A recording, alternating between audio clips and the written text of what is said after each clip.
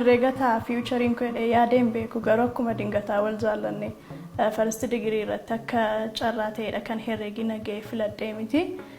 Dasiitii booda garuu anaaf herregni baay'ee walii mijanne asumaan itti fufee jechuudha. Maqaan koo Eebbisee Addunyaa jedhama.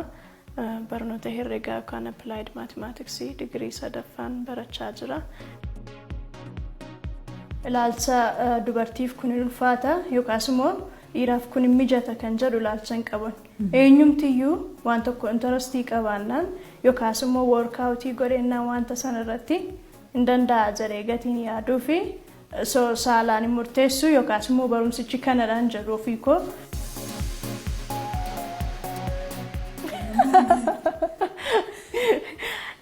Gizeebeetiin kun shamaddadama ta'ee hin beeku garuu shamaddaduutti badaa gobazii mitian. Hojjechuutu natti tola kanumaaf dhayyuu natti fakkaata herrega kan hin tineedhe. Gizeebeetii kana na yaala garuu amma guddaa isaatti shamaddaduu hin danda'uun. Chaalenjiin qabu sana keessa hamma chaalenjichaa osoo hin taane hamma humna kootiin ilaalaa or maal gochuu akka hin danda'u akkamittiin keessa ba'uu akka hin danda'u. Karaa qaawwaan ittiin shollokee chaalenjicha darbuu danda'udha jechuudha. Yeroo baay'ee kan inni ilaalu namoonni fuula kee qofa ilaalanii kutaa 9 kan jiranis jiru, reefuu yuunivarsiitii kan jiranis jiru. Kanaaf introducing of godhan yeroo baay'ee jechuudha. An barumsa koon cinatti soosheebiliidha. Namoota wajjiniin walitti nan dhiyaadha. Maatii koodhaaf yeroo kennuu nan jaalladha. Hiriyoota koofis immoo darbee yeroo nan kenna. Keessumaa immoo namni digirii sadaffaa baratu yeroo baay'ee waraqata isaa qofadha kan inni beeku yeroo nyaatullee yaadatu baay'ee biizitaa. Garuu kanuma keessaan maaneejii gochuu qabda. Dipireeshinii, istireesii waan akkanaa kana keessa of gashuutiin qabdu. An akka kootti jaalalaa fi sadarkaan ati qabdu addaa gababa. Akkuma beekamudha aadaa biyya keenyatti dubartiin yoonnaa caaltu dhiirri biyya keenyaa waan hin jaallanne natti fakkaata. Hundaan jechaan jiran yeroo baay'ee akka dhiirri irra keessatti bakka waan hundumaa akka inni olaanaa ta'ee mul'atu kan barbaadan jiru jechuudha.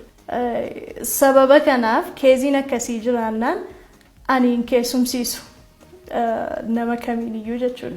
Barumsi koo waan biraadha, successii koodha.